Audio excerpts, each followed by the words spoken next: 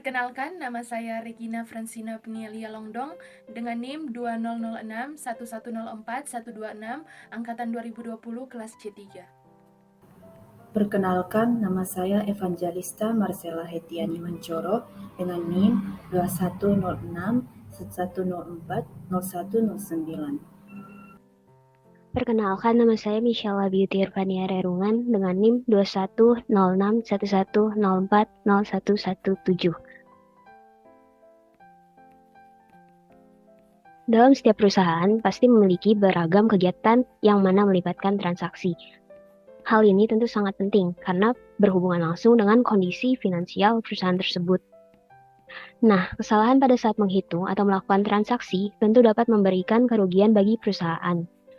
Oleh karena itu, perusahaan sebaiknya mengimplementasikan suatu teknologi yang disebut dengan Transaction Processing System atau sistem pemrosesan transaksi untuk mengelola transaksi dalam jumlah besar secara efektif dan efisien.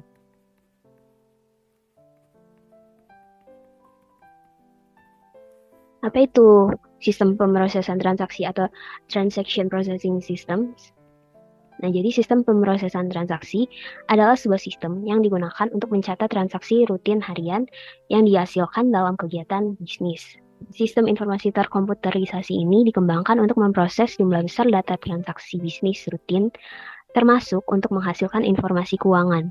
Sistem ini memiliki berbagai fungsi seperti mencatat dan memproses data yang diperoleh dari transaksi bisnis, antara lain pembayaran upah atau gaji karyawan atau biasa disebut payroll, terus mencatat pembelian yang dilakukan oleh pelanggan, terus invoicing atau menghasilkan faktur, kemudian inventory management atau mengelola persediaan barang dagang, kemudian mengirim barang dari perusahaan sampai diterima olai konsumen, mengelola database dan tagihan konsumen, melakukan koordinasi pembelian barang kepada konsumen, menerima atau mengembalikan barang atau return dari supplier ataupun konsumen, mengelola pembayaran tagihan kepada supplier, dan menghasilkan laporan keuangan yang akurat dan dapat dipertanggungjawabkan atau financial reports. Sistem pemrosesan transaksi juga memiliki karakteristik. Nah, beberapa karakteristiknya antara lain, pertama, volume data yang diproses relatif sangat besar. Kemudian memiliki kapasitas penyimpanan data atau database yang besar. Ketiga, memerlukan kecepatan pengolahan agar data yang banyak bisa diproses dalam waktu singkat. Keempat, menggunakan sumber dan menghasilkan data secara internal. Kemudian, pengolahan dilakukan secara periodik, misalnya harian, mingguan, atau bulanan, dan sebagainya. Kemudian terstruktur, dan terakhir komputasi tidak terlalu rumit. Fungsi Transaction Processing System. Tujuan utama dari sistem ini adalah untuk melacak arus transaksi yang terjadi dalam sebuah organisasi atau perusahaan. Beberapa fungsinya antara lain mencatat setiap transaksi yang terjadi dalam perusahaan, tidak hanya transaksi jual beli, tetapi juga berbagai perubahan data, misalnya perubahan harga jual barang dagang. Kemudian menangkap, mengolah, dan memperbaharui database yang diperlukan untuk mendukung kegiatan rutin perusahaan. Menyediakan informasi atas kegiatan operasional dengan akurat dan tepat waktu. Meningkatkan kecepatan kinerja dan layanan perusahaan yang berujung pada tingkat kepuasan pelanggan. Tahapan dan cara kerja sistem pemrosesan transaksi. Jadi, dalam sistem pemrosesan transaksi ada dua tahap, pertama pengumpulan data dan kedua pengolahan data. Dalam tahap pengumpulan data, sistem mengumpulkan semua data yang diperlukan untuk menyelesaikan proses transaksi, misalnya pesanan pelanggan. Data tersebut kemudian diinput ke dalam sistem pemrosesan transaksi yang mana bisa dilakukan dengan dua cara, yaitu manual dan otomatis. Kalau cara manual itu mengumpulkan order penjualan atau perubahan persediaan yang ditulis tangan atau menginputkan data langsung ke dalam komputer. Kalau otomatis itu menggunakan perangkat input khusus seperti scanner atau sistem point of sale. Nah, penting untuk diingat bahwa data transaksi harus diambil langsung dari sumber sebenarnya dan dicatat tepat waktu agar akurat. Tahapan kedua, pengolahan data. Nah, jadi data transaksi yang terkumpul dan diinput akan diproses atau diolah pada Transaction Processing System yang dapat dilakukan melalui dua cara juga, yaitu pertama batch processing Dan kedua, online transaction processing. Batch processing merupakan suatu bentuk pengolahan data di mana transaksi bisnis yang terakumulasi selama periode waktu tertentu, misalnya jam atau hari atau bahkan bulanan, itu diproses sekaligus secara bersama-sama. Nah, batch processing ini berguna bagi perusahaan yang memiliki data dalam jumlah besar, namun hanya memiliki sumber daya yang terbatas untuk memprosesnya. Pemrosesan dengan cara ini cocok digunakan untuk informasi yang tidak harus bersifat up-to-date. Salah satu contoh batch processing meliputi transaksi kartu kredit yang mana diproses bulanan secara real-time untuk menghasilkan pernyataan bagi nasabah. Dengan menggunakan batch processing, bank dapat menghemat sumber daya teknologi informasi dari keharusan untuk memproses setiap transaksi secara individual. Kemudian online transaction processing. Nah, ini merupakan sistem pemrosesan atau pengolahan data di mana setiap transaksi diproses secara real time tanpa harus menunggu transaksi terakumulasi. Contohnya ketika seorang nasabah bank menarik sejumlah uang dari rekeningnya. Transaksi tersebut akan segera diproses dan saldo dalam akun bank akan diperbaharui sesegera mungkin. Dengan begitu, baik pihak bank maupun pelanggan bisa melacak dana secara real time atau saat itu juga atau dalam seketika. Apa itu pengendalian internal? Pengertian pengendalian internal adalah suatu sistem dan prosedur dari sebuah perusahaan untuk melindungi aset-aset di dalam perusahaan. Hal ini juga digunakan untuk memastikan kepatuhan terhadap kebijakan dan peraturan yang berlaku. Yang dimaksud dari pengendalian internal adalah seluruh data dari suatu bagian akan otomatis diperiksa oleh bagian lain di suatu perusahaan. Dalam teori akuntansi, pengendalian internal merupakan suatu proses yang dipengaruhi oleh sumber daya manusia dan teknologi informasi yang dirancang untuk membantu sebuah organisasi atau perusahaan untuk mencapai tujuannya masing-masing. Pengendalian internal ini sebuah cara untuk mengawasi, mengarahkan, dan mengukur sumber daya manusia dalam suatu organisasi atau perusahaan. Pengendalian internal ini cukup penting bagi perusahaan karena menyangkut data-data di dalam perusahaan, karena setiap data yang masuk harus diverifikasi. Contohnya seperti rotasi jabatan, pengajuan cuti, laporan kerja dinas, dan lain-lain. Sistem di dalam pengendalian internal ini meliputi seluruh cara dan alat yang ditetapkan untuk menjaga keamanan harta dan data milik perusahaan, memeriksa ketepatan data, meningkatkan efisiensi operasional, dan menjaga peraturan yang sebelumnya sudah ditetapkan. Aktivitas dalam pengendalian internal ini menjadi penting untuk dibahas karena tidak jauh berbeda dengan aktivitas lain seperti berbisnis, produksi, hingga legalitas barang. Pengendalian internal sebelumnya sudah pernah dibahas oleh para ahli. Berikut adalah beberapa pengertian pengendalian internal. Yang pertama, Holmgren. Pengendalian internal adalah semua rencana dan tindakan dalam organisasional yang dirancang untuk mengamankan aktiva, mendorong karyawan agar mengikuti kebijakan perusahaan, memastikan catatan akuntansi yang tepat, dan meningkatkan efisiensi operasional. Yang kedua, HERI. Pengendalian internal adalah sebuah kesatuan perangkat kebijakan dan prosedur yang dibuat untuk melindungi aset atau kekayaan perusahaan dari penyalahgunaan, menjamin informasi akuntansi yang akurat, serta untuk memastikan bahwa semua peraturan dan undang-undang dan kebijakan manajemen telah dipatuhi oleh seluruh karyawan. Yang ketiga, Dasarata. V. Rama Frederick L. Jonas. Pengendalian internal adalah suatu proses kebijakan perusahaan yang dipengaruhi oleh dewan direksi, entitas, manajemen, dan personel-personel lainnya. Hal ini dibuat untuk memastikan kepastian terkait beberapa pencapaian meliputi efektivitas dan efisiensi operasional, keakuratan laporan keuangan, dan ketaatan terhadap peraturan yang berlaku. Yang keempat, IAPI dalam Torman Lumban Raja. Pengendalian internal adalah proses yang dijalankan oleh Dewan Komisaris, manajemen, serta personel lainnya untuk meyakinkan Beberapa pencapaian meliputi kerendahan laporan keuangan, efektivitas dan efisiensi operasional, serta kepatuhan terhadap peraturan yang berlaku. Yang kelima, Mulyadi. Pengendalian internal adalah struktur organisasi, metode, dan ukuran-ukuran yang telah dikoordinasikan untuk menjaga kekayaan sebuah perusahaan yang tugasnya meliputi mengecek ketepatan laporan keuangan, mendorong efisiensi operasional, dan mendorong karyawan untuk mematuhi kebijakan manajemen yang ada.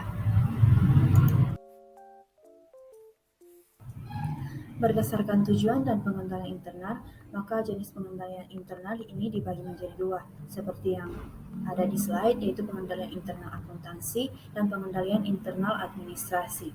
Yang pertama, pengendalian internal akuntansi. Yang dikendalikan dalam pengendalian internal akuntansi ini meliputi kendalan data, persetujuan, pemisahan fungsi operasional, pencatatan, pengawasan, serta penguasaan aset perusahaan. Kedua, pengendalian internal administrasi. Dalam pengendaliannya, internal administrasi mengurus beberapa hal meliputi efisiensi usaha, analisis risiko, kebijakan direksi, manajemen sumber daya, dan pengendalian mutu. Berikut berdasarkan manfaatnya, jenis pengendalian internal juga dibagi menjadi 3 kelompok, seperti yang ada di slide, yaitu pengendalian preventif, pengendalian detektif, pengendalian korektif. Dan pengendalian preventif ini digunakan untuk mencegah kesalahan yang terjadi. Dalam hal ini secara otomatis akan dilakukan pengecekan yang dirancang untuk mencegah penyalahgunaan. Yang kedua, pengendalian detektif. Pengendalian ini digunakan untuk mendeteksi kesalahan-kesalahan yang terjadi dalam memasukkan data. Yang ketiga, pengendalian korektif. Pengendalian ini digunakan untuk memberi informasi kepada pihak manajemen untuk memperbaiki kesalahan yang terjadi. Pengendalian ini dirancang untuk mengoreksi kesalahan yang terdeteksi. Berikut berdasarkan cakupannya, jenis pengendalian internal juga dibagi lagi menjadi 2 kelompok, seperti yang ada di slide, pengendalian umum dan pengendalian aplikasi. Yang pertama, pengendalian umum. Ini digunakan untuk memproses semua aktivitas yang berhubungan dengan data di dalam komputer. Hal yang diproses meliputi pemisahan tanggung jawab dan pengolahan data. Kedua, pengendalian aplikasi. Pengendalian ini digunakan untuk mengasih jalan transaksi dan penggunaan program di aplikasi komputer. Pengendalian ini bertujuan untuk menjaga setiap transaksi harus selalu dicatat, mendapat otorisasi, diproses, dan dilaporkan dengan baik. Berikut adalah beberapa tujuan dari pengendalian internal dalam sebuah perusahaan. Seperti yang sudah ada di slide, tujuannya ada 7. Yang pertama, untuk memastikan kegiatan perusahaan berjalan sesuai kebijakan yang telah berlaku. Yang kedua, untuk menjaga aset atau keuangan dalam sebuah perusahaan. Yang ketiga, untuk mencapai tujuan dari perusahaan yang sebelumnya telah ditetapkan. Yang keempat, untuk menghasilkan laporan keuangan yang akurat dan tepat. Yang kelima, untuk mencegah kerugian yang terjadi pada sumber daya perusahaan. Yang keenam, untuk memastikan sudah dipatuhinya kebijakan yang ditetapkan oleh manajemen perusahaan. Yang ketujuh, untuk mendorong efektivitas dan efisiensi kegiatan operasional perusahaan. Sekarang kita masuk pada komponen pengendalian internal. Komponen pengendalian internal dibagi menjadi 5. Berikut adalah komponen-komponen pengendalian internal. Yang pertama, prosedur pengendalian. Dalam melakukan pengendalian internal, tentunya ada prosedur-prosedur yang harus dilakukan terlebih dahulu. Ini bertujuan agar pengendalian internal tetap berjalan sesuai yang sudah direncanakan. Adanya prosedur ini juga sebagai pencegahan terhadap kecurangan dan kesalahan dalam aktivitas perusahaan. Prosedur dalam pengendalian internal meliputi yang pertama, karyawan yang berpotensi, kemudian rotasi kinerja dan kewajiban cuti, kemudian ulasan kinerja, kemudian pemisahan fungsi dan tanggung jawab, kemudian perlindungan aset dan data akuntansi, Kemudian kita masuk yang kedua, pengawasan. Pengawasan ini juga salah satu hal penting dalam sebuah pengendalian internal. Pengawasan berfungsi untuk memastikan agar semua aktivitas di dalam pengendalian internal berjalan sesuai aturan dan pedoman yang berlaku. Selain itu, pengawasan juga membuat manajemen perusahaan dapat melakukan identifikasi suatu hal yang dapat menentukan tindakan yang efektif untuk mencapai tujuan. Dalam hal ini, pengawasan dapat dilakukan dengan dua cara, seperti penilaian khusus atau audit internal maupun keuangan, serta melakukan identifikasi langsung dari sinyal peringatan dengan karyawan yang bersangkutan dan juga sistem akuntansi. Contoh sinyal yang berhubungan langsung dengan karyawan seperti perubahan perilaku dan kinerja karyawan yang semakin memburuk setiap harinya, hingga seringnya karyawan mengambil cuti dengan alasan tidak jelas. Lalu contoh dalam peringatan sistem akuntansi seperti adanya transaksi yang tidak biasa dilakukan perusahaan untuk pembelian barang perusahaan atau adanya perbedaan data antara setoran kas dengan setoran bank. Kemudian yang ketiga, penilaian risiko. Setiap aktivitas yang dilakukan pasti memiliki risiko di dalamnya. Risiko ini bisa saja berkaitan dengan bisnis secara langsung ataupun tidak langsung. Dalam hal ini, perusahaan menilai risiko dengan manajemen perusahaan yang dilakukan dengan analisis tindakan dan evaluasi. Kemudian manajemen perusahaan harus mengambil langkah-langkah yang diperlukan untuk mengatasi risiko yang terjadi dan untuk mengendalikannya agar mencapai tujuan dari perusahaan. Dengan mengurangi risiko, selain mencapai tujuan, perusahaan juga bisa mendapatkan keuntungan yang maksimal dan mengurangi kerugian. Risiko yang terjadi pada perusahaan bisa saja seperti risiko perubahan hukum, penipuan internal, ancaman pesaing, situasi politik dan ekonomi, serta anomali permintaan pasar. Contoh lain misalnya manajer gudang menganalisis risiko yang terjadi pada cedera punggung karyawan. Jika manajer merasa bahwa risiko yang terjadi itu penting, maka perusahaan membeli kembali pekerja gudang dan meminta untuk menggunakan bantuan tersebut. Kemudian kita masuk yang keempat, lingkungan pengendalian, yaitu lingkungan pengendalian merupakan seluruh aspek mulai dari perilaku, struktur, dan pedoman yang ada pada operasional perusahaan. Dengan adanya lingkungan pengendalian ini, suatu perusahaan dapat menjadi lebih disiplin dan terstruktur. Ada beberapa faktor yang mempengaruhi lingkungan pengendalian, yaitu yang pertama integritas dan nilai kode etik perusahaan. Kemudian filosofi dan gaya operasional manajemen, kemudian struktur organisasi praktik, kemudian praktik administrasi dan personal, kemudian kebijakan operasional, kemudian komitmen pada kompetensi lingkungan pengendalian. Ini menjadi fondasi terhadap unsur-unsur yang membentuk pengendalian internal lainnya. Suatu organisasi jika tidak memiliki fondasi tentunya akan roboh karena tidak ada aturan-aturan yang berlaku dan integritas yang dimiliki suatu organisasi tersebut. Contohnya kebijakan pengembangan sumber daya manusia. Jika tidak dilakukan dengan berdasarkan kebijakan yang baik, maka perusahaan tidak akan bisa memiliki sumber daya manusia dengan kualitas yang baik juga dan dengan sesuai perusahaan. Kelima, informasi dan komunikasi. Informasi dan komunikasi ini juga salah satu komponen yang penting dalam pengendalian internal. Tanpa adanya informasi dan komunikasi ini, tentunya akan sulit untuk melakukan segala pengendalian internal seperti pembentukan kebijakan, analisis risiko, serta pengawasan yang harus dilakukan. Informasi dan komunikasi ini dapat digunakan sebagai penilaian terhadap suatu kejadian atau kondisi yang mampu memberi pengaruh pada pengambilan keputusan dan hubungan eksternal perusahaan. Contohnya, manajemen perusahaan menggunakan informasi dari Dewan Standar Akuntansi Indonesia untuk menilai dampak perubahan struktur laporan keuangan di suatu perusahaan. Berikutnya, kita masuk pada konsep pengendalian internal. Di bawah ini ada beberapa konsep dalam pengendalian internal. Konsep ini biasanya diterapkan di beberapa perusahaan atau organisasi untuk tujuan perusahaan masing-masing. Yang pertama, pengendalian internal merupakan tanggung jawab dari manajemen perusahaan. Meski terlihat bahwa pelaksanaan pengendalian internal ini melibatkan seluruh anggota, namun tetap saja secara struktur manajemen yang bertanggung jawab. Yang kedua, memberikan kepercayaannya yang wajar dan tidak absolut. Hal itu terjadi karena banyak pertimbangan mengenai kebutuhan, biaya, dan tujuan lain. Kemudian selanjutnya, pengendalian internal memiliki keterbatasan. Pelaksanaan ini tidak selalu efektif, tergantung pada kompetensi dan kehandalan pelaksanaannya. Kemudian, sistem pengolahan data dalam pengendalian internal berguna untuk mengembangkan informasi terkait tujuan dari perusahaan. Kemudian, pengendalian internal memiliki tujuan dalam laporan keuangan, kepatuhan, dan operasi tumpang tindih. Kemudian, pengendalian internal dalam audit merupakan suatu proses pengembangan dalam akuntansi. Pengendalian internal ini adalah langkah komprehensif dan integrasi serta tidak ditambahkan dalam infrastruktur perusahaan. Selanjutnya, kita masuk pada unsur-unsur pengendalian internal. Untuk mencapai tujuan yang telah ditetapkan oleh perusahaan, perlu adanya sistem pengendalian internal.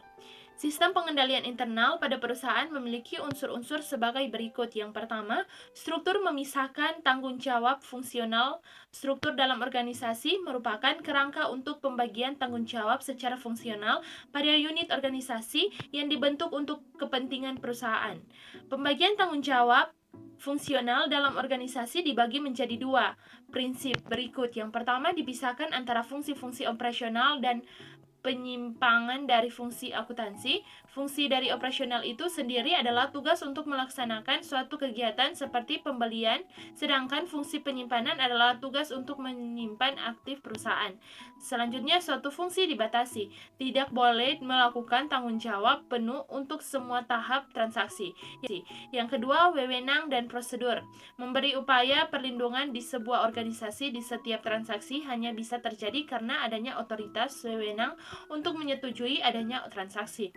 Oleh karena itu, di dalam sebuah organisasi harus ada sistem yang mengatur sebuah wewenang dalam setiap transaksi untuk melindungi kekayaan, uang, pendapatan, dan biaya dalam organisasi tersebut.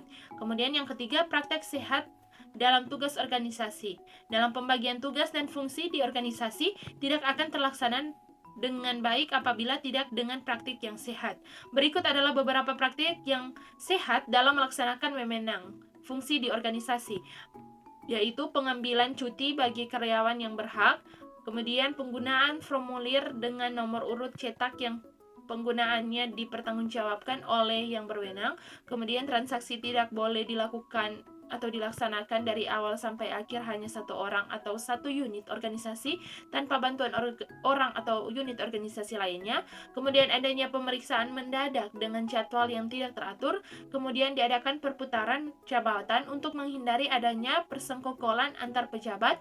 Kemudian diadakan pencocokan kekayaan dengan catatannya untuk menjaga aset sebuah organisasi, kemudian membentuk unit organisasi yang memiliki tugas mengecek efektivitas unsur sistem pengendalian internal lain. Yang berikut, 4, karyawan berkualitas dalam struktur organisasi seharusnya dibuat sistem pencatatan dan berbagai cara lain untuk mendorong praktik yang sehat dalam sebuah organisasi dengan sumber daya manusia yang berkualitas juga.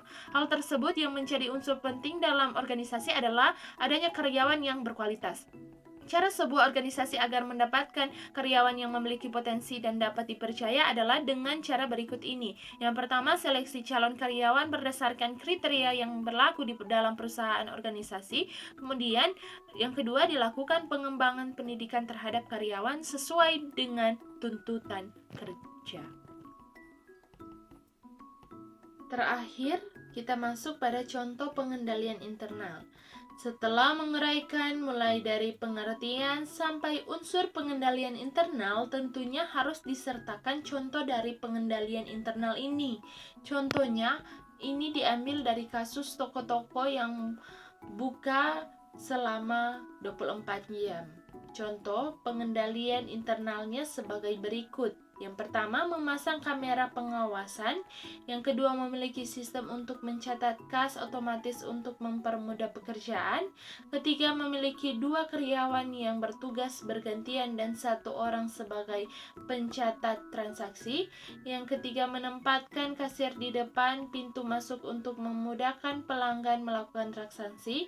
Yang keempat, melakukan penyetoran kas langsung ke bank sebelum pergantian karyawan. Yang kelima, setiap pergantian karyawan wajib dilakukan presensi. Dan yang terakhir, setiap barang yang keluar dan masuk dicatat ke dalam dokumen atau sistem data.